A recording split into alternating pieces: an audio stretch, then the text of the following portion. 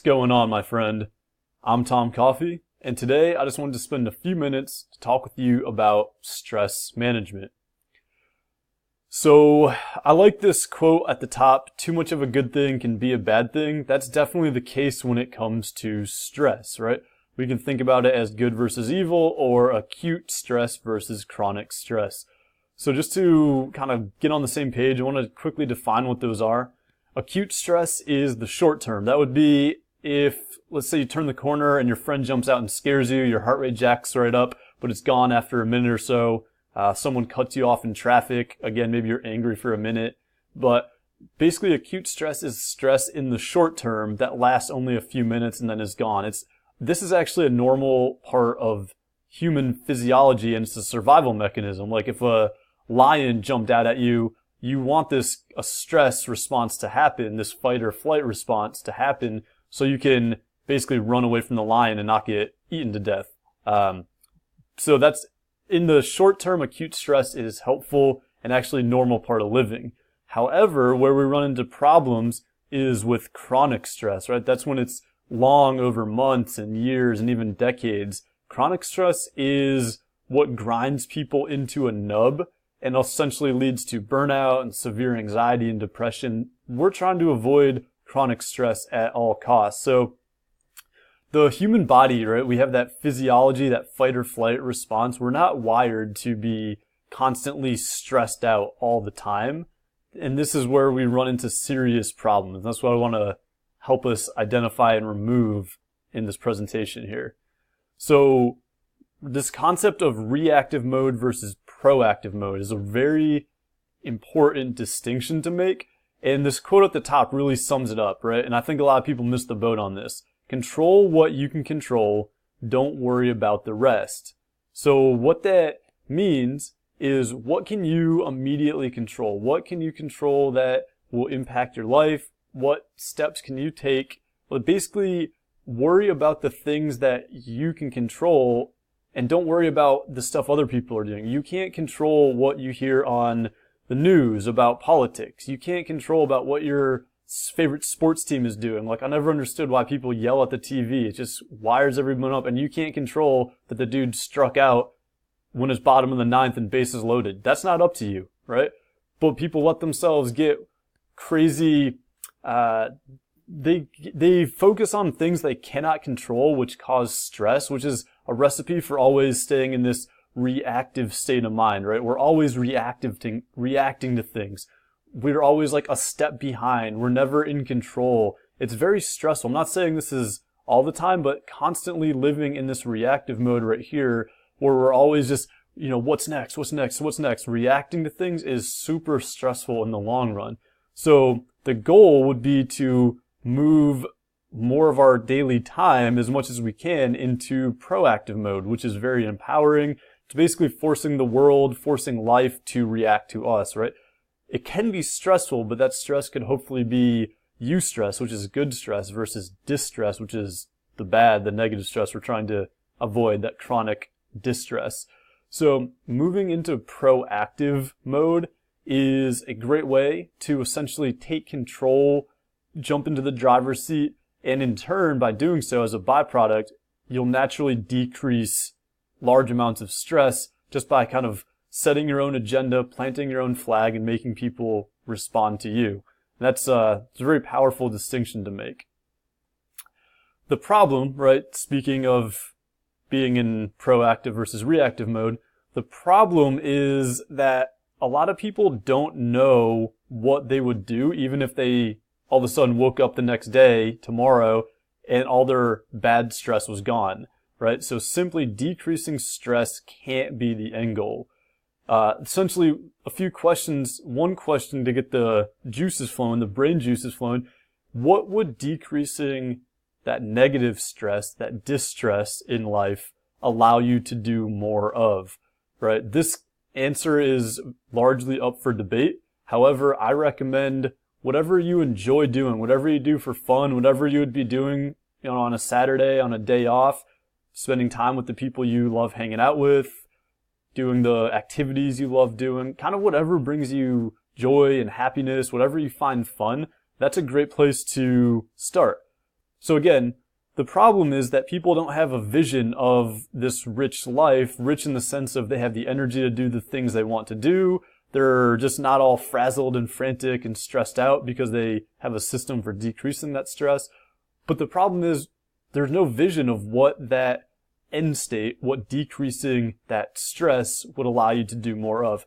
Very important to figure this out. This is sort of coming up with this vision, right? Coming up with what will decreasing stress allow you to do more of. Answering that question is essentially like plotting the end destination of a road trip.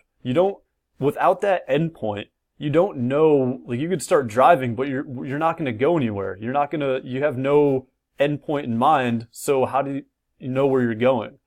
If you set this vision for yourself of this is what I kind of want my more, if I had all the energy, I wasn't super stressed out, this is what I'd love to do more of. If you have that vision, if you have that picture painted, it's a lot easier to reverse engineer that and start to figure out the skills and the habits and the tips and tricks and all the tactical stuff that will help you realize this vision. But it's almost impossible to get there if you don't first have it mapped out, right? Just like you can't go somewhere on a road trip. I mean, you'll go somewhere, but without having an end destination in mind, it's like you're just driving, making random turns. What's the point of that? So set your vision, come up with that vision of what decreasing stress will allow you to do more of, and then we can start to get tactical with it, right? So how do we get out of permanent reactive mode? And I like to say there's no need to reinvent the wheel here. So step one, very, very, very important. Create that vision for yourself, right? And again, this is where I think a lot of people get stuck in reactive mode is they necessarily don't have that vision of what sort of living that rich life will look like. And then they're just prone to kind of float around, work a job maybe they don't necessarily like, take a long commute to work for a boss they might not necessarily like. It starts to sound familiar, right? But or take on, more and more tasks throughout the week, like 40-hour work weeks were the norm. I think it's now 60, maybe even closer to 80 is what people start to tell me. So, but that's crazy because is the vision to work 60 or 80 hours at a job you hate for a boss you probably maybe don't like? I don't think so. Obviously, there's a financial obligation we have to meet, but creating this vision, right, will allow us to essentially take back our energy and our time to do the things we enjoy doing, which in turn helps us to further decrease stress and live a life that we want to live. Very, very important to have that vision in mind, right? I can't emphasize that enough. Very important. Step two is, this seems pretty obvious, but again, seems to get lost in translation here, is use a proven stress management system, right?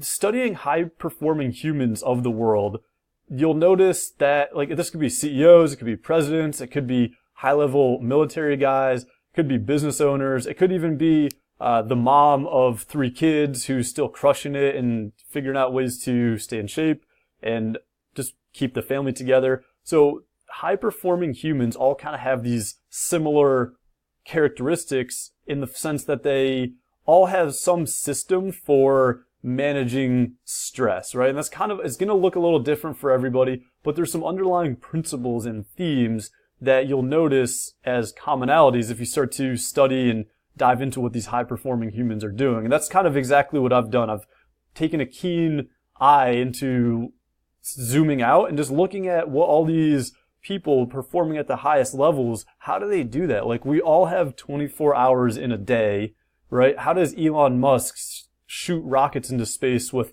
$100,000 cars in them just for fun, whereas other people maybe feel like they have no time in life to do anything? Where's the disconnect, right? How does one person achieve so much every day and while another person maybe achieves very little or nothing, right?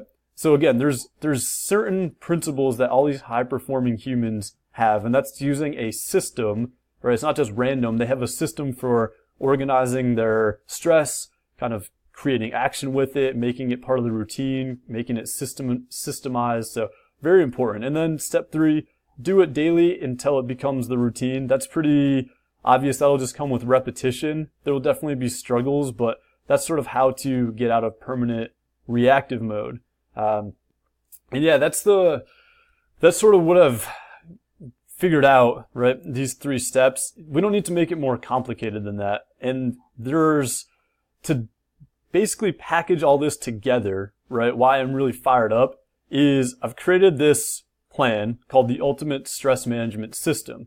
And if we can see this quote at the top, simplicity is the ultimate sophistication, I 100% agree with that. So I've kind of broken this system into 3 phases, again, modeled after high-performing humans of the world. Phase 1 is organize.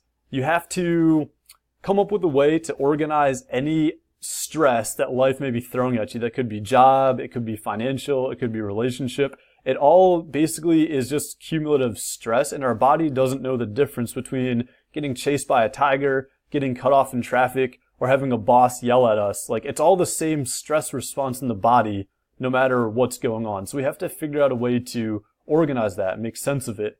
Once we have that, phase 2 would be come up with action steps, right? Again, these action steps should be in line with helping us decrease stress, of course, but also help us realize that vision of our rich life, right? You see how this is starting to connect? You need to have that vision mapped out so we can take the appropriate action steps in order to help us start moving the needle and decreasing stress so we can have more fun in life and do the things we enjoy. Very important to have that vision mapped out because we kind of miss the boat on phase 2 if we don't.